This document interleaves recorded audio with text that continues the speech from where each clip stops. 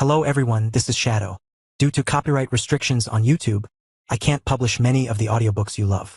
That's why I've created a special paid service where you can enjoy over 300 high-quality audiobooks from platforms like Webnovel, Pocket FM, Audible, Wuxia, and more. Each novel comes as a one-time purchase, no subscriptions, no hidden fees. After payment, you'll receive full access via Telegram, along with all future updates for that novel. You'll find a wide selection of your favorite genres and titles, always in premium audio quality. Check the full list of available novels in the description. DM me now to get your favorite stories in audiobook form and start listening today.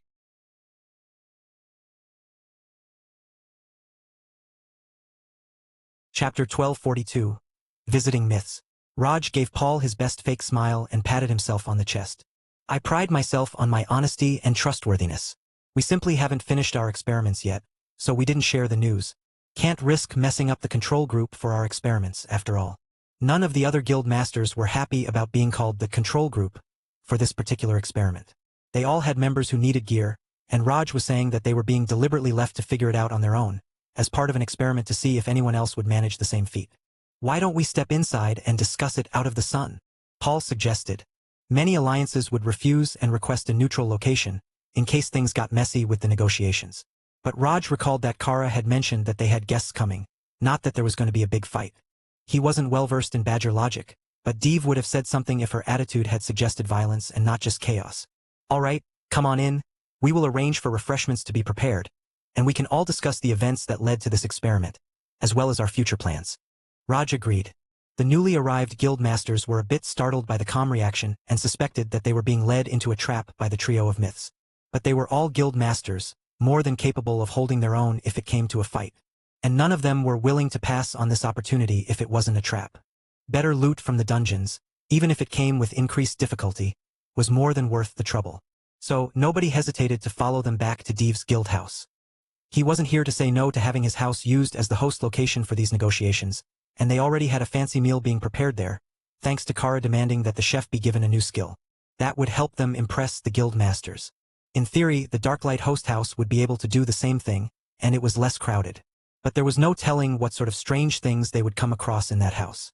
It wasn't out of the question for them to have portals to pocket dimensions or other continents open in the living room, or for the guests to be accosted by griffin-pattern gargoyles who wanted their feathers preened.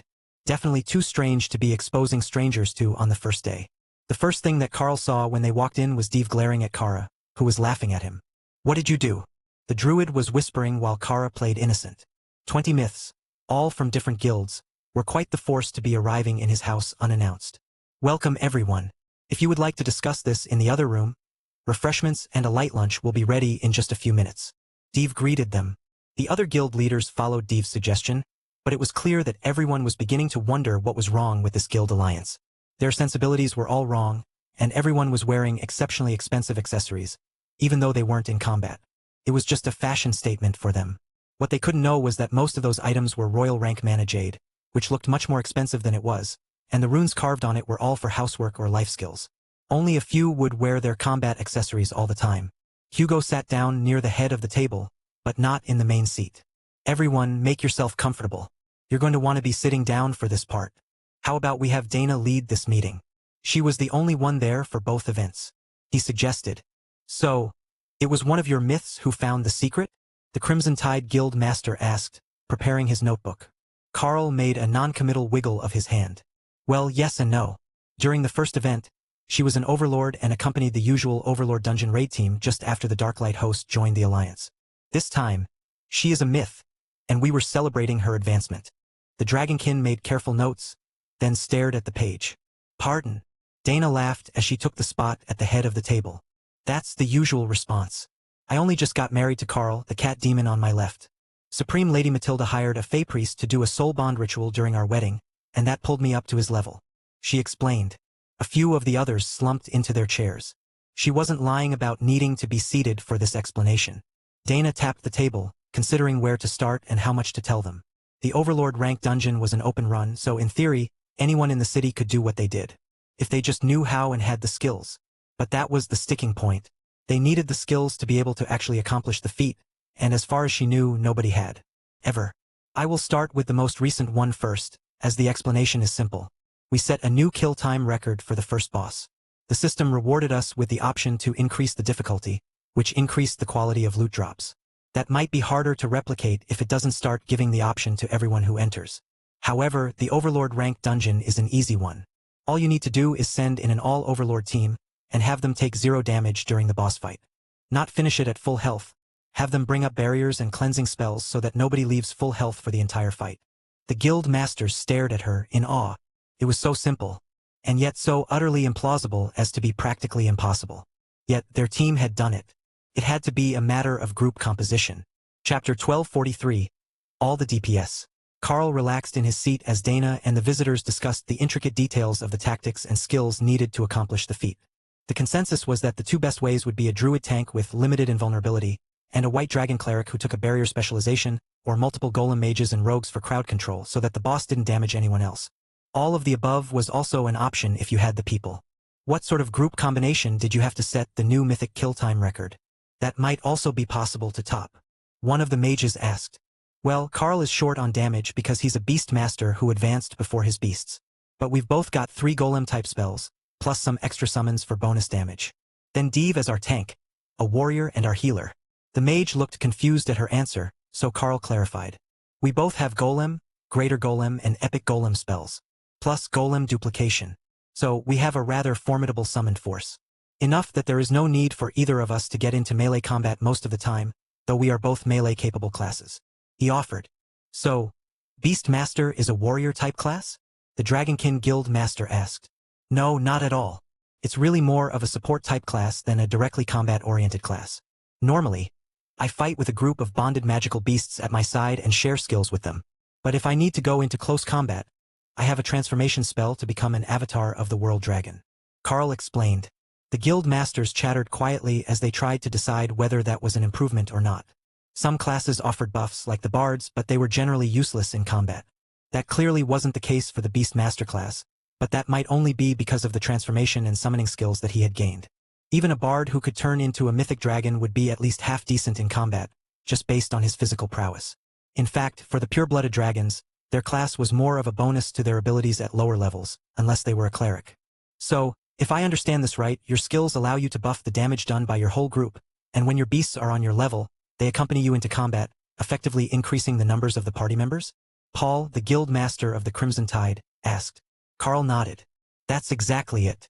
I didn't have the beasts today, but if you ask Lars, I believe he will be a big fan of the barrier spell that I use, which was gained from Thor, one of my team members. Most of my offensive bonuses are granted to my own summons and bonded partners, but the defensive ones I can spread across the whole team. The white dragon nodded happily, and Paul frowned. He hated not knowing things. So, what we need to try to set a new record will be a group that does more damage than the one you went with. In theory, that should be possible. Most groups don't really try to maximize damage dealing. Instead, you send a group that can do it safely so you don't risk lives on trash loot. And that's all we will get if we don't beat your time and trigger the change. He sighed. Carl nodded. There is a chance that we will be able to use it again when we go back. Sometimes the system is good like that, and makes it a permanent bonus for the ones with the achievement. The assembled guild leaders began to discuss the issue, and Carl waited for them to form more questions. Fortunately, Deve's guild cook saved them with a timely intervention in the form of small plates of pasta, served with assorted dessert squares and wine. The scent of the pasta, a royal rank mythic cooking creation, was enough to distract everyone, and completely derail the interrogation. What is this? Is it a rare plant you found somewhere? Paul asked Deve. It's actually normal ingredients. One of our cooks learned a cooking-related system skill. This is her first attempt at making a fancy dish. The druid announced proudly. Technically, there was royal-ranked cured ham in it. But in Xylaz, that was considered a common ingredient, and it was sold at nearly every butcher in town. An advanced system skill for cooking. Now that is quite something. I know a few who have cooking as a skill, but it's nothing like this. One of the mages noted. It's called mystic cooking. An entirely different thing than simple cooking proficiency. Deve agreed. But that did not have the intended result. It actually upset the assembled guild masters even more. So, not only did the Nara Guild Alliance have the secret to improving dungeons for better loot, and multiple rare crafting skills, they were also keeping an entirely new cooking method to themselves. You guys are just too sneaky. One of the warriors complained. Deve raised his hands. It's not like that. The cooking skill is just as new as the improvement to the mythic dungeon. We haven't had an opportunity to even build a cookbook from it yet. So, it was a dungeon reward? the warrior asked, realization shining in his eyes. But when Dave hesitated and looked at Carl, everyone's attention shifted. Carl just shrugged. It's new to his guild, they got it about an hour ago. The Darklight host has had it for some time now. But we do like to keep some of our creature comforts to ourselves as special techniques to impress higher-ranking guests. The guild masters grumbled out half-hearted objections. There wasn't much that they could do to the Darklight host as a whole without upsetting Supreme Lady Matilda. So, even if they were shady and hiding skills that the rest of the world would kill to get their hands on, only a madman would try to take that knowledge by force. Chapter 1244. Transparent Plans. After a few seconds, Carl relented and smiled at the other guild masters. Give it another week or two, and I will have a skill book for mystic cooking ready to give to the Blue Dragons for their libraries. Then, they can spread the knowledge far and wide. He suggested, letting the Blue Dragons be the ones to explain to the world that the skill had some random hidden restriction that Carl hadn't come across yet would be much easier than telling hopeful chefs himself. Let the librarians spread the bad news when they found out what it was. The room was quiet, except the clinking of cutlery, as everyone sampled the new dishes. And, when they finished the pasta, their mood was much better than it had been. When they arrived, every one of the guild masters was irate, ready to demand that the Alliance turn over the secret and share the wealth. But now, they were much more willing to accept that it wasn't a deliberate conspiracy to hoard wealth and keep the rest of the city struggling. They weren't exactly wrong. Carl had every intention of keeping the good stuff for himself. But the big bosses agreed with his strategy to keep most of the benefits in-house so that he didn't completely upset the markets. Paul drummed his fingers on the table, and then smiled at Dave. Why don't you lend us a member for the day tomorrow? Perhaps it's related to their particular class? You went with 4 rare classes, right? Dave looked at the others. Paul had a point. He was an advanced form of druid. Carl and Dana were both very rare classes, and Lars was now an archpriest, which was considered a rare class. Only Abel still had a normal class, and that wouldn't last long. He was just waiting his turn for Sapphire to get him a Crusader class upgrade. She wouldn't do it before she finished with her experimental groups at the lower ranks. Carl nodded at Dave. I will go along with another group if they need. No harm in an extra run or 2 for the week so we can test ways to activate more rewards. The chances might be low when we're doing mythic dungeons, but it's worth trying. Paul frowned. Why do you say that? Well, what are the odds that we can break records for multiple dungeons or beat the same one that we just set? Finding a more efficient group for any given dungeon than anyone else has ever tried before is no small feat. Even if both me and Dana join to bolster the group with golems, there is no guarantee that will add up to more damage than any other group has managed with a well-tailored group. Carl explained. The guild masters frowned. He had a point. If it was that easy to set records, surely someone would have noticed and started to try speed running every dungeon they could buy access to. Or, it might be that every dungeon had a specific trigger to activate its difficulty settings, and they had just gotten lucky while stumbling on 2 of them. That was less likely, but some people just had too much luck. Well, we need to work out some sort of arrangement, and I don't think that we're going to be the only groups that come looking for answers once the gossip spreads. Paul informed them. Dave sighed. I'm going to whip whoever spread the news so fast. They could have at least given us a few more days to test before saying anything. One of the visiting mages laughed. Don't blame them too harshly. We've got listening spells near the exit of all the dungeons, in case someone mentions getting good things. They usually do the formal recording silently, just keeping a note. But people can't resist celebrating. Dave nodded in understanding. They had been caught the moment that the gate guard spoke about them getting immortal rank items. And no myth would pass up the chance to get in on that. So, if we come by tomorrow morning, that should be fine for the reset of the dungeon, right? That is a midnight reset instance, as I recall.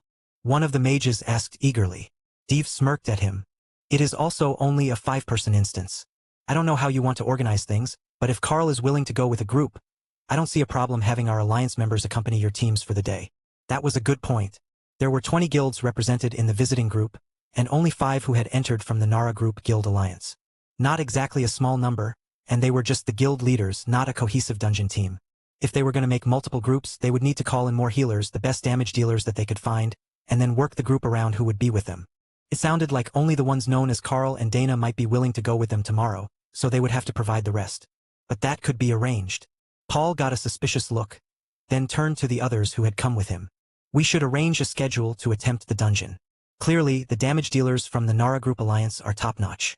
So, if we bring a high damage tank, another mage and a healer, we should be fine, right? That would be me, Jimmy, and Cleo. If you want to rest at home, we will prevail upon Guildmaster Dave for a room tonight and report back when the run is finished. Paul suggested. Convenient that you're all in the same alliance, isn't it? The mage who had just been speaking commented. Dave chuckled. If you're going to try to scheme, you have to try at least a little bit harder than that. Paul shrugged. It was worth a shot. But I'm not wrong, we might actually be able to set a record with that team. Chapter 1245. Send Terry. One of the other guild leaders, a massive berserker whose nameplate said Grok, smirked at Paul. Why don't we just go all out? Get a self-healing tank and then send me and one of the rangers? They do great damage in the ape dungeon. Most of the others laughed, but a few of them gave considerate looks like it might actually be a plausible idea to just send 5 damage dealers to do a mythic dungeon with the intention of setting a new kill speed record. Oh, send Terry. He's a blood knight, and the self-healing is remarkable. The beast master has a barrier spell, and with the golems they should be fine. Worst case scenario, they send someone out and replace them with a healer. Dave considered mentioning that Carl actually had a beast who could heal as well, but decided to keep his mouth shut in case they thought that they could do away with the tank entirely. He did consider whether it would work. They had those epic golems which appeared to be patterned after dungeon bosses. So, they should be able to take as much beating as any tank-type class. But he wouldn't say anything that would make his own role sound redundant. Especially not when it was something that all mages might be able to learn. They were insufferable enough with just basic golems. The Alliance members waited while the visitors argued among themselves about who would go on the next day's dungeon run. It was a hotly contested point because none of them knew if it would be able to be done again. If it only worked when you set a record, what would happen the next time? You couldn't just keep finding better and faster teams when you'd already optimized your group that far. So, there was a very real chance that only a few out of the 20 of them would manage to get the better rewards, and perhaps only once in a lifetime. The final decision was to send Terry the Blood Knight, a shaman named Mars, and a ranger named James along with Carl and Dana, who were deemed to be the most likely keys to the win, as they could flood the dungeon with golems to boost the damage output. The theory was that if you had more than just 1 or 2 golems, you could treat it as multiple groups in the same dungeon, and speed run more efficiently. That was how everyone would do it if they had 10 people instead of 5, just leapfrogging until they got to the boss. I don't suppose that you have rooms at the house for everyone? I don't think that anyone wants to head back to their guilds tonight without answers. Paul asked. Dave chuckled. There is an entire empty Alliance house in the compound still. It's no trouble if you rest there, and we will send someone over to clean it and make breakfast for you all in the morning. Dave motioned to one of his guild members, and Carl saw them send one of the staff out to go clean the spare house. They were left fully stocked, but as Carl had learned when they moved in, most of them hadn't even been inspected by the other guilds. They had just been left sitting empty until there were enough Alliance members to need them. However, for a group of mythic guests, they couldn't just stuff them in the smaller guest rooms at Dave's house. It wasn't exactly a long walk. There was an empty house only 2 buildings over, and everything in the compound was under a minute away if you rushed. First thing in the morning works for you? Terry, the Blood Knight, asked Dana as they prepared to head to their rooms for the evening. Dana smirked. I'm sure that we can make it work. You know how it is with newlyweds. If we don't have a schedule, we might not get out of bed until noon.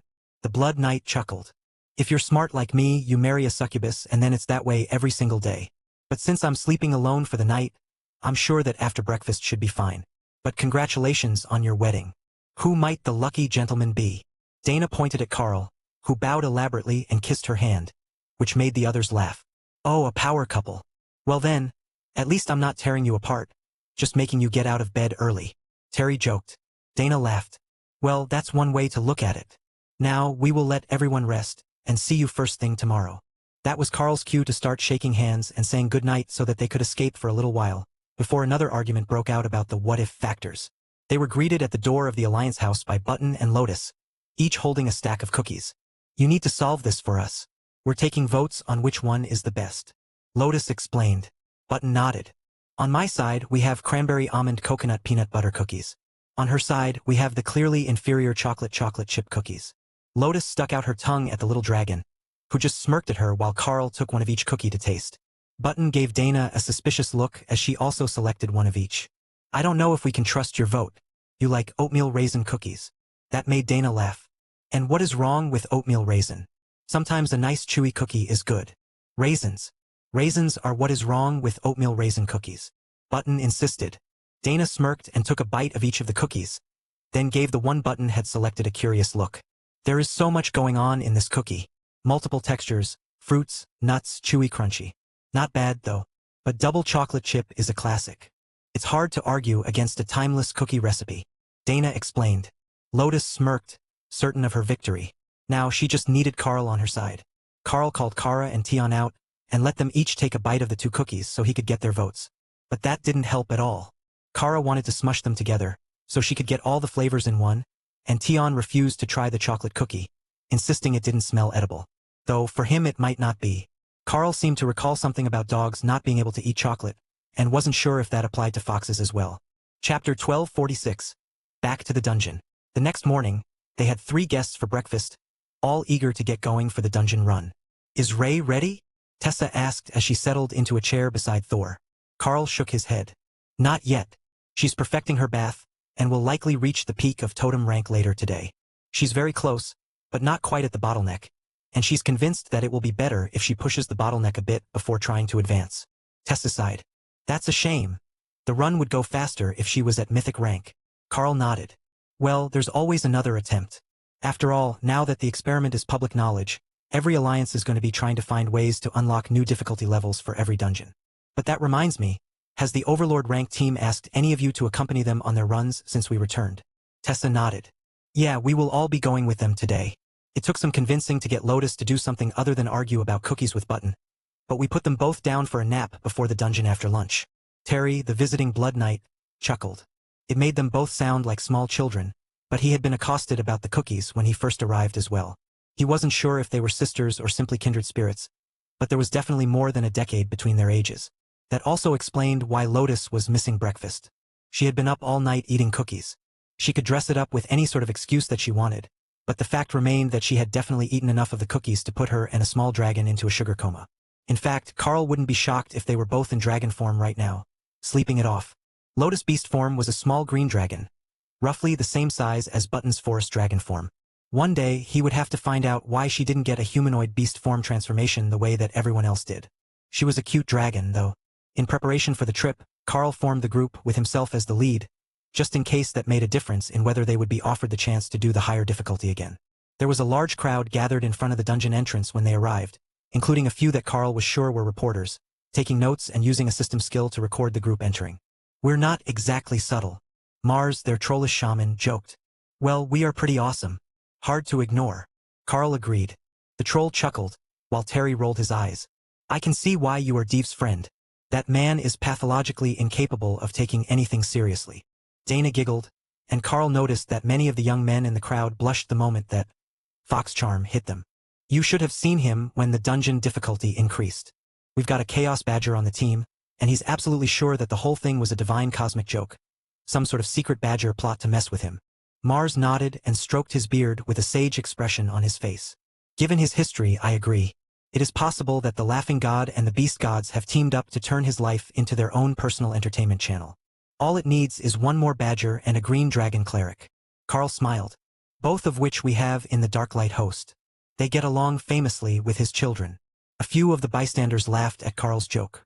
Deve was somewhat famous in town, thanks to his many outings with the children, and those who had gathered here today were all aware of the basics about the situation and the alliance.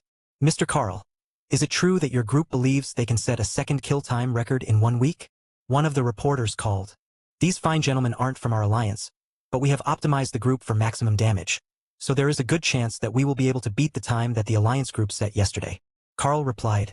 At the very least, they wouldn't have a white dragon hanging out at the back with nothing to do. The onlookers would naturally assume that the shaman was their healer, with a side of extra damage to try to increase the total. And that Terry was their tank, as the Blood Knight was an excellent self-healing tank class with better than average damage output. From the outside, it looked like they had a reasonable but damage-optimized group. However, for those who knew, it was obvious that they had simply sent their 4 best damage dealers with a tank who should be able to keep himself alive.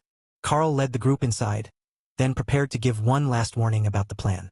That was when the system brought up a new message. "Group leader has enabled difficulty settings.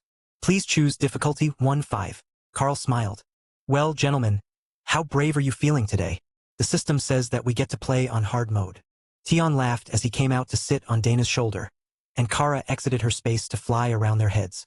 They had 10 seconds to choose, or she was picking 6 again. "What level did you pick last time?" Terry asked. "Yes." The Blood Knight laughed.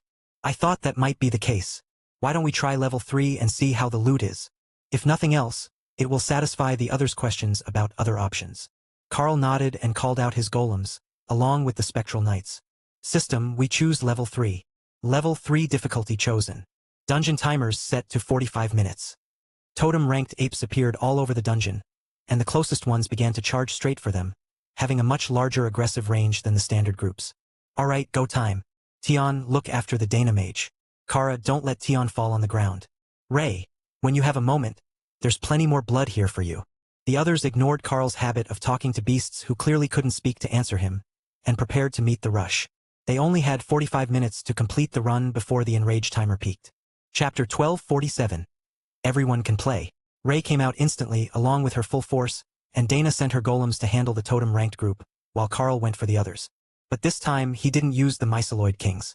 Instead, he chose clones of the Dark Elven King, which had incredibly high damage output, and the ability to move more smoothly through a crowded jungle fight.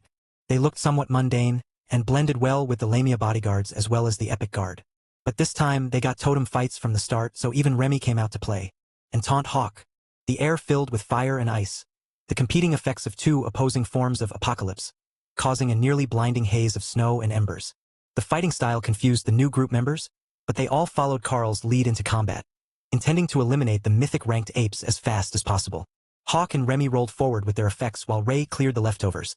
Then Dana charged past Carl, carving her way through the apes to send her golems to engage the second group of mythic apes. That's the rhythm, everyone. Keep moving forward as they die. Even if we end up with some totem-ranked apes behind us, the beasts will clean them up. Carl directed. This difficulty is insane. We're not even 5 minutes in, and already the difference is noticeable. James noted as he fired arrows into the mythic apes. And it only gets worse. If we don't beat that timer, they will reach the immortal rank, and then we will be here all day. Carl agreed. Terry laughed at Carl's tone.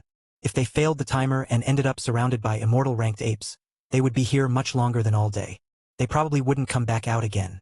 I like your optimism. We will keep pushing forward. If you're confident in engaging the boss, go ahead, and we will finish the second group with Miss Dana. He agreed. No, it's better if we clean this up and help him clear the last before the boss. Carl, go get the next group, we will finish this up. Dana instructed. Carl nodded, then leapt over the apes and directed the Epic Guard, the Haint and the two Dark Elven King Epic Golems to join him. The others could work on the other group. Seeing Carl going for the next group, the totem-ranked apes hiding in the forest charged out, and the rest of the group realized why she sent Carl ahead. They weren't going to be able to leapfrog without pulling dozens of additional monsters, including a half-dozen more mythic apes. The numbers weren't quite as large as the last time, Dana decided. But the enrage timer was much slower. 5 minutes in, they were going to reach the first boss, and they had 45 minutes to finish. The Elven Kings filled the air with blade attacks as the apes charged out, then laughed at the carnage. You made the right choice, Cat Demon. There is no king better to kill apes than us. Hairy ones, hairless ones, demonic ones, they're all good practice to sharpen our blades. One of the epic golems joked. Carl smirked at them, knowing that they weren't speaking of actual ape species. But they weren't wrong. Until Ray reached the mythic rank, there was nothing that Carl had ever faced which could keep up with the Dark Elven Kings in pure damage. If they hadn't managed to wrap him up in silk and keep him from fighting properly, it would have been a much more difficult fight in the Bara dungeon at Overlord rank. The Haint and the Epic Golem both nodded in eager agreement. The elves were good at their work. Spined fingers from both the evolved Haint Claw and the Shadow Drake Treyant-patterned Epic Guard tore through ape flesh, and the deceptively delicate constructs slammed their targets to the ground, giving Carl more room to fight while the elves dealt with the trash. Brutal pugilists stacked very well with their combat abilities, giving them the edge over even the Epic Golems when Carl used them. Kara joined them only seconds later, assisting the elves, and then the rest of the group was with them. Remy and Hawk moved their area effects forward, bringing the rest of the apes between them and the boss to the fight, where they could all be dealt with at once. That accelerated the process, and the barrage of skills was quickly whittling away what little defense even the enraged apes could put up. As soon as they drop, we're on to the boss. Save your mana. Carl instructed. Got it. Who has the healing effect? Mars asked. That would be either Remy or Tion. The Naga has healing totems up, and the fox can heal. Carl replied between attacks. Then we've definitely got this. The troll chuckled, becoming eager to see how this boss fight would go. The ape was about a third of the way through his enrage effect by Carl's estimation.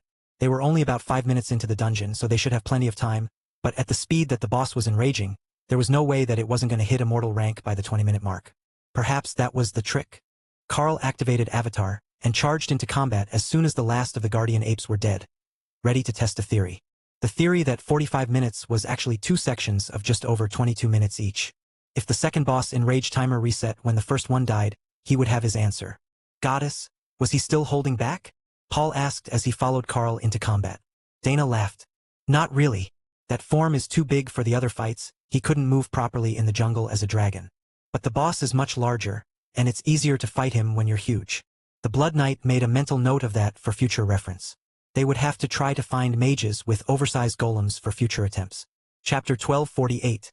Unacceptable reduction. The first boss was being rapidly disassembled by the combined efforts of the group, while Ray and Kara raged in the corner about the lack of damage that they could do to it. 10% damage taken was completely unacceptable. They were only a little bit from the bottleneck. But the dungeon wouldn't let them go forward until the boss fight was over. If it did, they would have just taken some of the golems and cleared the trash during the boss fight, and then the Carl and his friends could just do the second boss after the first. Worse, the ape healed even though it was bleeding heavily, and that was making it take even longer. Dana had to fight not to laugh as the annoyance of the two bored beasts flooded her mind, followed by the amusement of Remy and Hawk, who were competing to see who could better predict where the boss would be pulled next. It wasn't pulled into their vortexes, and setting them right on its head was too easy. Plus, the totem-ranked vortex didn't actually do much and space was limited. The moment that the boss gasped its last, and collapsed to the ground, Carl turned to see what happened with the other boss. No change. So it wasn't a split timer. But did that mean it was still going to hit Immortal halfway through the failure timer? Or would it stop just short? Terry checked his watch. We're 15 minutes in. Plenty of time for this group, but the amount of damage you need to do to that boss is insane. If we're going to do this with a normal group, we will need better gear. Carl transformed back and nodded. I'm more concerned about how fast that enrage timer is advancing. We already know that level 6 will cap out at Immortal. But I don't know what will happen on level 3. The Blood Knight shrugged. As long as it gives good loot, I'm putting my faith in you this time. That dragon form is by far the best tank I've ever fought beside. The beasts were already off and running, clearing the totem-ranked apes. They sure are energetic. We should get going. But does the Naga have a skill book for those flaming totems? They're adorable. Mars asked. Remy had patterned her burning poison totems after herself, and they were designed to look like 3 entwined Naga princesses that spit poisonous fireballs at every enemy in range when they were active. I will get you a copy later if you want one. It's a fairly standard shaman spell. She just modified the appearance. Carl agreed as Remy couldn't hear them. That was good enough for Mars, and he led the charge toward the next group of mythic apes, eager to get to the end of the dungeon and see what sort of loot they would get. They were really getting into a rhythm now, efficiently working together to kill the monsters, but the monsters were getting stronger by the second, and the enrage timer appeared to be stacking, increasing the speed that their buffs were improved. They had also learned that it was not a great idea to try to dispel the mythic apes, as it increased the enrage buff when it returned. Maybe we're supposed to bring a berserker, something that enrages to offset the dungeon? If a berserker tank got enrage buffs every few seconds, they would be monsters in here. James suggested as he fired off another volley of arrows. Carl shook his head. No, we have an enrage effect as well. It's active on Kara, but she's not improving. She's just extra badger today. The ranger side. Improved difficulty is no joke. Good thing we didn't pick the maximum level. Pushing through the packs in between bosses as fast as they could, they arrived at the final boss just before the enrage effect peaked. Dana snapped her fingers and pointed at the boss. I get it now. It's not on a timer. The enrage effect increases as you complete the dungeon, so it's always at the maximum when you fight the final boss. Carl finally understood how the system had set things up, and smirked in satisfaction when he realized that the final boss would not reach the immortal rank this time. It was very close, and the boss was definitely near the peak of what could be believably called mythic. But it did not have the extra damage reduction effect unique to immortals. That gave them a simple solution to killing the final boss. All Carl had to do was use the amulet to improve the undead army skill to immortal rank, and it would be all over. Not much was going to defeat a dozen immortal spectral knights. However, he held off on that this time, as they had more than enough time to finish the fight, and he didn't need to reveal that bit of treasure to these outsiders. They could keep that an alliance secret for later. Well, it's not an immortal. You know what to do, gentlemen. Terry joked as he moved into position to take up his role as the main tank. The Dark Elven Kings thought that it was adorable that the vampire thought that he could be the main tank when there were epic golems present, but they didn't stop him from trying. Terry opened with Sunder, hitting the demonic ape in the chest and making it stumble back a step. Then, before he could follow up, it was on him. But the Earth Elemental Lords that Dana used as epic golems were beside him, and auto parry kept the flurry of blows from landing. It was a marvelous tactic as the ape tried to get past the golems, which blocked all its attacks. That left the back open for the rest of the combatants, who immediately tore into it. Carl knew from experience that this last boss took as long as the rest of the dungeon, thanks to the increased enrage. Or it did last time. Chapter 1249. Inquiring Minds. Dungeon complete, calculating rewards. The 3 invited group members sighed in relief. That dungeon is insane with the difficulty turned up. I've never seen a boss take that much punishment before. And Terry's still limping from that hit, even after being healed. Mars grumbled. But it will all be worth it. Trust the process. Carl agreed. Mars smiled as the rewards were handed out. Then he got immediately protective of his reward. Don't worry, we won't try to force anyone to reveal what they got. But we will ask what rank and grade it is, so we can tell the others how much the loot improved. Carl assured him. Right? I forgot that we need to tell those greedy bastards. Well, then no point in hiding it, or they'll just give us headaches. Terry agreed. Then he took out a pair of fur-covered bracers. Mythic rank, epic grade. Plus, they gave a large bonus to strength. Excellent for a tank. The trash loot is all common and uncommon. Totem rank. He added. Carl nodded, and made a note of it while the others took out their best gain. I got a mythic rank, epic grade amulet of Healing Beacon. Tion is wearing it right now. Carl explained, while the tiny fox showed off the bright silver chain around his neck like a collar. The amulet wasn't an item that created a spell effect, in the traditional sense. Instead, it granted a portion of all healing done to the healer as an added effect. So, the cleric of the group, in this case the fox, didn't have to cast heals on himself. He would just get it passively. The others envied the ability to just keep himself healed. But more than that, they envied the level of confidence needed to give an item like that to your pet fox. While Tion was Carl's primary healer, it was difficult to take him seriously when he was 2 kilos of fluff and happiness. Dana held out a headband made of vines. Mythic rank, epic grade. Optimized for a mage, but nothing outstanding. I also got a bunch of totem-ranked uncommon and common magical items that will likely get broken down for materials. Mars held out a book. Perhaps asking was prophetic. I got a book of Greater Poison Totem. Shaman exclusive and an epic grade skill. I'll loan it to the Blue Dragons first, so they can copy it if anyone wants it. Remy nodded happily. She definitely wanted more shaman totems. The 2 that she already had were pretty good, and Carl's new mana pylon was almost a totem-type spell, since it made a crystal that caused an area effect. James held up a crude-looking wooden bow that was actually a mythic rank item, but the more that Carl looked at the bonuses, the more impressive they really looked. Mythic rank, epic grade bow of sharpshooting. There is an exceptional bonus to accuracy and firing rate, but it also has a chance to fire a duplicate effect on attack. This should be a huge increase in damage for me, he announced proudly. Well, I suppose that we should go tell the others what we found. That's 5 for 5 with the epic grade items from a level 3 difficulty, and we finished with over 10 minutes left on the timer. That might be a tight schedule for most groups, but not impossible. Carl calculated. No, that was definitely impossible, Terry knew. Most groups didn't have enough combatants to easily deal with the additional groups, so they would get mired down in bodies and end up running out of time. However, that just meant that they needed to improve their group composition, and add a few more specialized skills so that they could properly deal with large groups. It wasn't a concern for most dungeon raiding teams, as the groups were always fairly small and at your own rank. There weren't any other known dungeons in Xylaz that made you accomplish a feat like this one, where you had to fight 100 enemies a rank below your own, while on a timer. Well, it looks like we've all got some recruiting to do, and perhaps some skill shopping at the Blue Dragon libraries as well. Terry decided. Even a mage or shaman like Remy, who could use multiple overlapping area attacks, would go a long way toward clearing this dungeon within the time limit. How did it go? Dave asked as they exited the dungeon. We picked level 3, and it was similar to the first run. But we learned that the enrage increases with completion, and at level 3 it caps out as a very powerful mythic boss. It also had a 45-minute success timer. I made a list of the major rewards, and they're definitely worth it. Carl explained.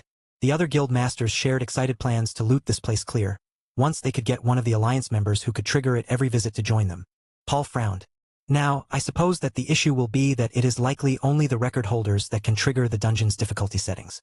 Unless one of us can beat the record, it won't become a shared effect. Carl shrugged. It is possible that it will. Check tomorrow and one of these 3 might be able to activate up to level 3, as that is what they've accomplished. The dungeon didn't say anything about it, but for the Overlord rank dungeon, everyone who has done hard mode once triggers it when they go in again. Paul nodded. We sent an Overlord raid in today with 1 member from the Alliance. They will report back soon to let us know how it went. We have high hopes that they will expand the better loot to my guild's whole Overlord rank raid team. One of the other guild masters snorted in amusement. Paul's guild alliance was similar to the Nara group, in that they had numerous overlords training up to become totems. But most of the other alliances had smaller numbers and only took powerful members or those who would serve the guild. Chapter 1250, Ray needs to. When they returned to the house for the evening, Carl and Dana relaxed on the sofas, while Ray immediately went to her space and began to prepare for her next advancement.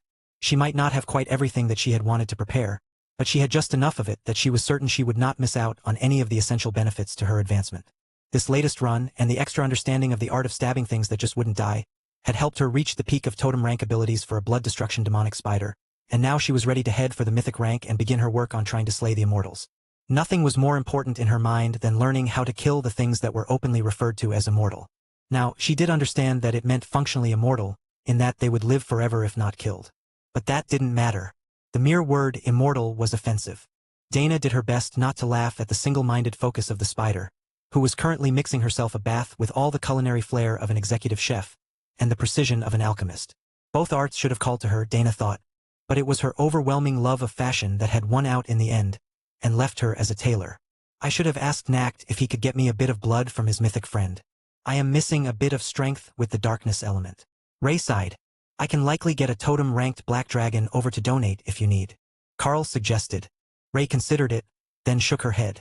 I will forgo the darkness element in favor of more destructive energies this time. Less stealth, more stabbing.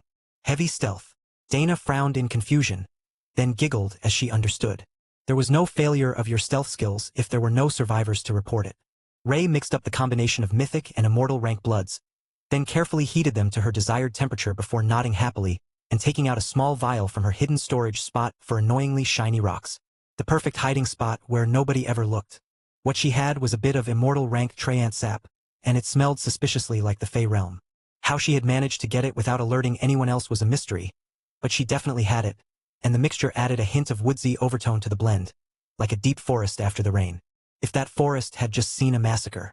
Because the smell of mythic and immortal ape blood was strong. Dana watched quietly as Ray first scrubbed herself perfectly clean, then transformed to her natural state and entered the bath, before shrinking herself to the smallest possible size with unobtrusive behemoth. She would have been smaller in humanoid form, but the risk of advancing in an unnatural form and losing a bit of favor from the spider goddess just seemed too high, even if it would let her run a greater volume of blood through her body, relative to her own. Once she was settled in, Ray began scrubbing herself as she drank in the bloody mix, letting the power seep through her entire body. To Dana, that was an oddly disturbing bath routine, especially the way that she simply absorbed the life force from the blood. But to Ray, it was no different to how she absorbed the life force from blood wine, except in much larger volumes. She had seen the things that people did at the pleasure houses run by the obsession demons, and this wasn't even on the scale of weird things to put in a bath. Even the vampires liked a bit of blood in their bath. Though Mick was happier when she didn't know what sort of creature it came from. She might be good with ape, Ray thought. They weren't sentient. Unfortunately, it would make lousy blood wine, the flavor just wasn't right. Dana rolled her eyes as Ray sunk to the bottom of the bath and rolled on her back to blow bubbles up to the surface, enjoying the warmth. She should get a circulation pump like they had in hot tubs. This bath would be even better with bath jets and a massaging action to really work the old chitin loose. Still, this wasn't too bad, with all that immortal ape blood that she managed to source at the last minute. It was more than enough energy for a smooth advancement, and the apes didn't have any weird abilities that were incompatible with her own skills. They were a bit heavy on the earth magic, but with the bit of fey blood she obtained, that twisted into something a bit more like nature magic, and that should help with her golem spell and her earth walls when she needed to make hiding spots again. The level of energy in the bath was draining quickly, almost too quickly, Ray decided. She might have drawn too small of a bath. Fortunately, she had reserves. As the bath drained, Ray added a new collection of mythic and totem-ranked blood to the mix. Not as potent as the main bath had been, but a nice smooth finisher with just the right blend to relax her muscles as she surged into the mythic rank and the advanced blessing settled into her cells. Late into the evening, she had drained every bit of vitality from the second bath, and Ray stepped out, then called her spectral knights into her space to buff her body to a high shine. It was absolutely perfect, and the new mythic blessing made her feel invincible. Ray laughed at Dana's confusion when the mage saw that the spider hadn't visibly changed at all, other than the fact that she had somehow managed to polish the layer of blood on her skin like it was body oil. That was how Ray normally looked when she was clean, though. She let the shine fade for covert operations and daily use, instead of polishing herself like a good pair of boots. Did you gain any new abilities? Dana asked curiously as Ray picked out a dress for the morning. Ray shook her head. No, I balanced everything to improve what I already had. Once I get to fight, I might advance a skill now that I'm a living myth. But spiders are already awesome enough that we don't need to evolve, we just choose to. Dana smiled at the smug spider. Alright, excellent work. I will get a bit more sleep and see you when the sun is up. I will go find my vampire. He promised me blood wine-flavored ice cream when I advanced. Someone should warn Nilla that he had been chosen as a favored pet. But he would find out soon enough on his own. Chapter 1251. Extensive testing needed. Suggesting to the assembled guild masters that any of the members who had done the improved mythic dungeon once might be able to activate it again turned out to be a brilliant move.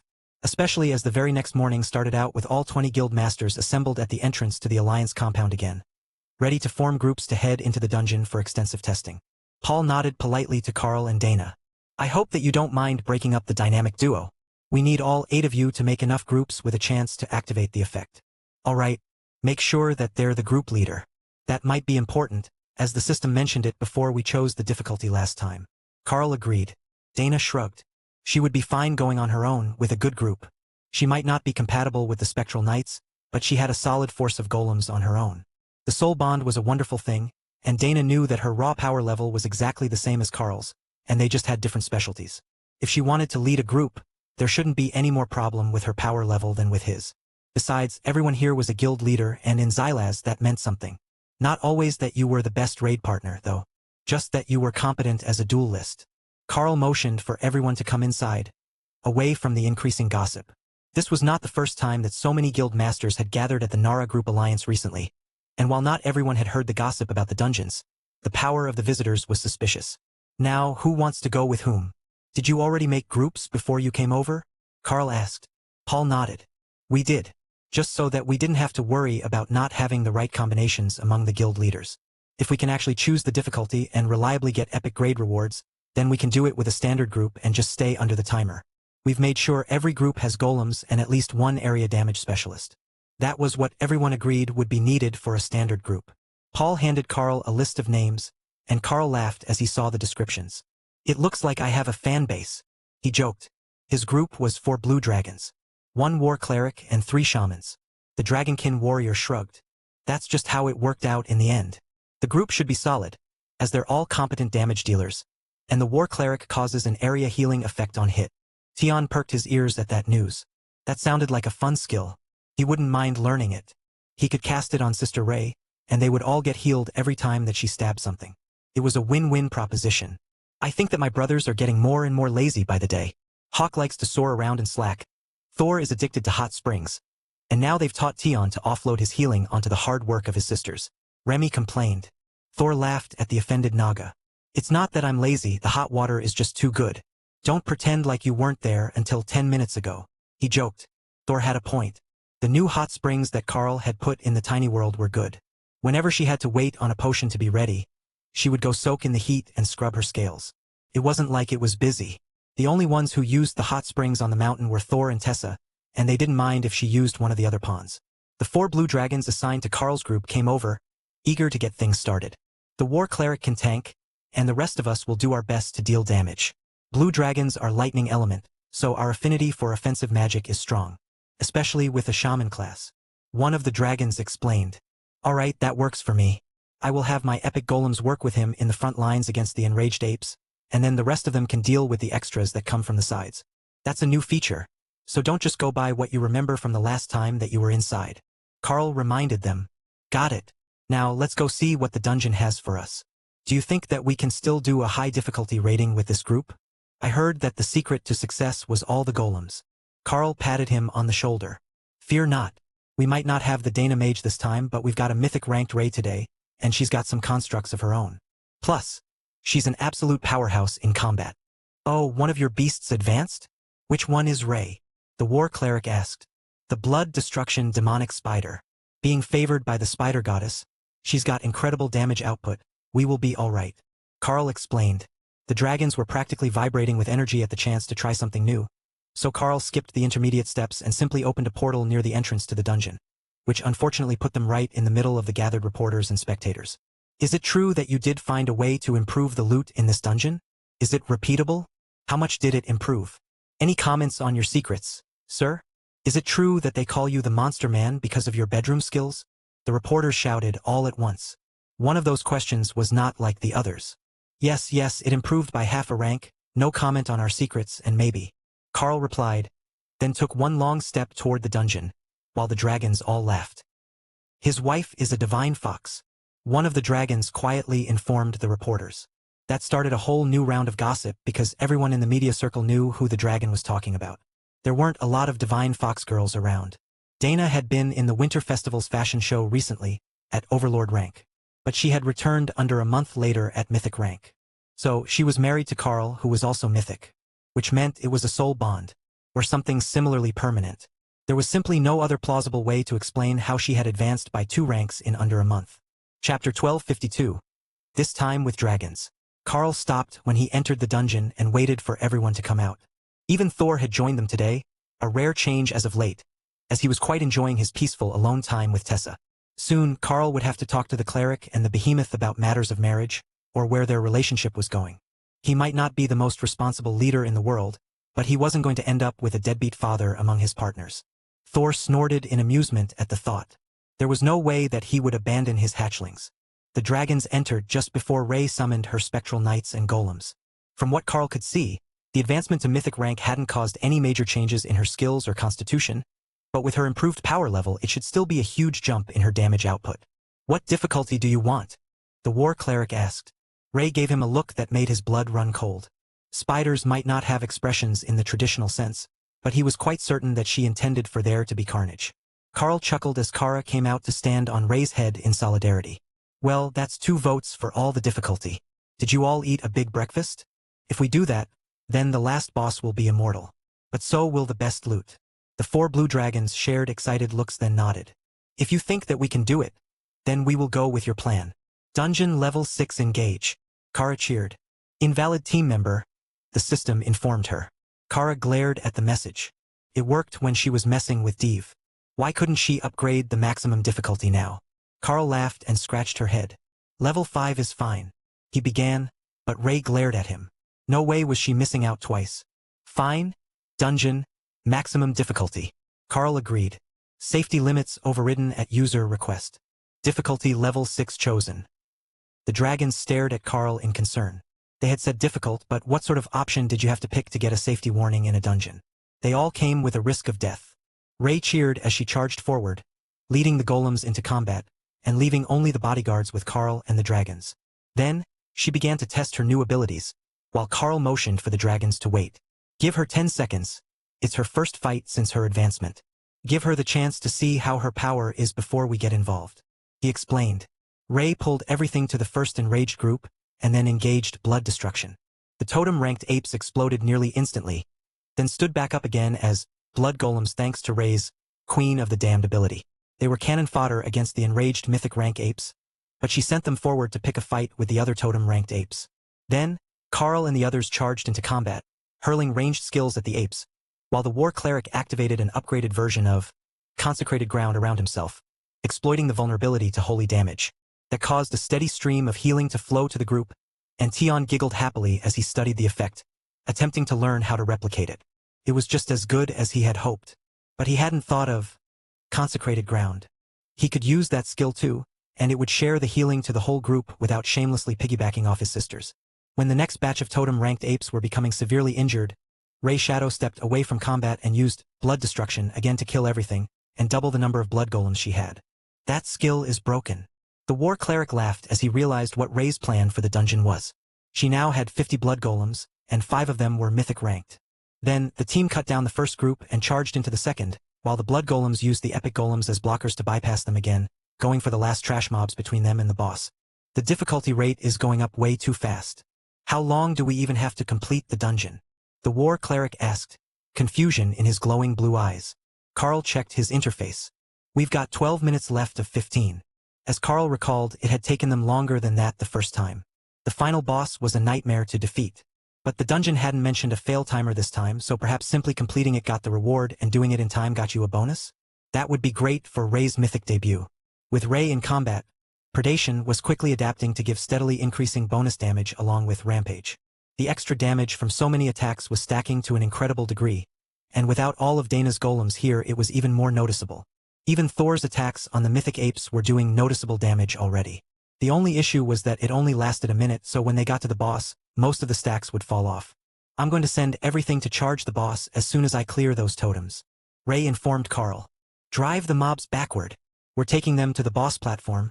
and we will finish them as we start the boss fight. Carl relayed. The Haint mentally nudged Carl as it fought. A merger would boost its damage output. It might look like a Treyant, but it was actually a living weapon, and most of its combat ability came when it was wielded. I will join. The war cleric agreed. You stay here. I will tank the boss in dragon form.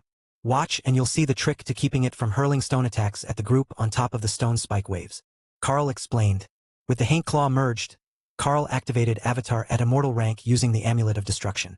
A flap of his wings was enough to fly over the fights and onto the boss platform to beat Ray's blood golems to the fight. 3 minutes in and they were already at the first boss. Ray's tactics really were effective. Chapter 1253. The Elves Approve. Carl swiped at the boss, and rivers of blood poured down the ape's chest as it turned to face Carl, and away from the others. It was the standard tactic for fighting bosses with ranged attacks, and was normally very effective, but this one still had its area stone spikes. That was the difficult part to deal with, but having the boss in the corner of the available space gave the team as much time as possible to react. Then, the blood golems arrived, and Carl realized that he had greatly underestimated the effective damage of Ray's ruthlessness. They didn't raise their fists to attack the boss. They simply leapt onto its back and self-destructed, dealing a portion of their life as damage to the boss. Wave after wave of undead crashed into the boss, chunking away at its health until they were all gone, and the golems could join the fight, led by the laughing form of the Dark Elven Kings. Lord Carl, you are a wonderful friend. Look at this most magnificent daughter of the Spider Goddess. They joked as they danced in and out of combat, aiming for the shoulder and elbow tendons of the boss. Carl had forgotten that both Ray and the Dark Elves served the Spider Goddess. Skill Master Activation. Skill. Chaos Beast Constitution has advanced. Chaos Beast Constitution. Chaos Dragon Constitution. Carl felt power surge through his body as the skill adapted, then felt the ground tremble beneath him as his next strike caused an explosive release of chaos element energy on contact. The power output of his skills began to resonate with the power matrix that Carl had built in his mind, patterned after Matilda's dragon form. Before Carl could analyze the changes to his power level, chaotic energy was flowing through the dungeon, and Kara was cheering as her body began to crackle with black and white lightning sparks. They weren't actual lightning, Carl realized, just unstable chaotic energy. The advancement of the shared constitution skill had forced Kara to evolve, and now she was reaching the mythic rank, simply because her new form was incompatible with anything as weak as a totem-ranked beast. How is that even fair? Hawk complained. This was the second time in a row that she had simply cheated to advance. Someone needed to have a serious talk with his sister about the proper way to do things. Why wasn't he first to advance? He was the oldest brother. Plus, he had fire. Fire. What could be better than that? Tion laughed at Hawk's complaints. The bird was very certain that it was the element that determined advancement, but Tion knew that wasn't it. Most of the difference between totem and mythic was the body's compatibility with the increased energy quality. And while Hawk had an excellent understanding of fire and the fundamental rule of fire, his body had gone through many evolutions to get to where he was, and it would likely take another triggered evolution to let him reach mythic rank. He was already the strongest windspeed hawk in the world, and possibly ever. He had come so far from the common rank egg he had been, when he had only hoped to make it to reach ascended rank so that he wouldn't be weaker than the instructor who made him work, but didn't bring snacks. Hawk squawked happily. He had long since surpassed the evil woman. Now, he just needed to find a way to advance again so that he could stay ahead of his water-loving sister. Carl tuned out their nonsense as the boss sent out another wave of stone spikes, forcing everyone to dodge. Its health was falling fast, and they still had 9 minutes left on the timer. That should be plenty, if they could find a way to take down the final boss in good time. That immortal rank advancement was going to be the worst part of it. The first boss fell, and the team was released from the boss platform, allowing Ray to rush off and make more blood golems. Same routine as last time, let her build up her blood golems, and we can use them to bomb the final boss. It's going to be immortal rank, and even with the stack skills that I have increasing our damage, it's a nasty fight. Carl explained. The first wave of apes exploded, and the group charged forward to join Ray's team. With the practice from the first half, everyone knew to focus on the enraged mobs while the totems charged forward. However, the durability of the mobs had greatly increased already, and Ray was actually losing blood golems, even with Thor mostly focused on keeping Eternal Lightning active over the group. It wasn't easy with so many people, and he was still totem ranked. However, the Carl was busy attacking, and didn't have time to keep track of every golem that was losing its barrier. Carl was also back in cat demon form so that he could fight without blocking the whole path, and that limited his line of sight much more than Thor's as he was still in behemoth form, though minimized a little so that he didn't run into the same issue. The loss of the blood golems would reduce their boss damage, but it was also slowing down their advance, as the fight was dragging on and clogging up the pathway. The area damage was quickly clearing them, and Ray was using blood destruction to regain as many golems as she could. But by her predation math, these enemies were immortal rank in everything but the defensive damage reduction. They were far beyond what anyone would call mythic rank. So half-step immortal? Unascended immortal? Slightly more tasty mythic? The common language needed a better word for what these things were. Finally, the boss's enrage timer ended as the last few apes fell, and he turned jet black as he reached the immortal rank. Well, gentlemen, here is the fun part. Give it everything that you've got. If it does holy damage, even better. They're weak to it. Carl reminded the blue dragons. Hello everyone, this is Shadow. Due to copyright restrictions on YouTube, I can't publish many of the audiobooks you love. That's why I've created a special paid service where you can enjoy over 300 high-quality audiobooks from platforms like Webnovel, Pocket FM, Audible, Wuxia, and more. Each novel comes as a one-time purchase, no subscriptions, no hidden fees. After payment, you'll receive full access via Telegram, along with all future updates for that novel. You'll find a wide selection of your favorite genres and titles, always in premium audio quality. Check the full list of available novels in the description. DM me now to get your favorite stories in audiobook form and start listening today.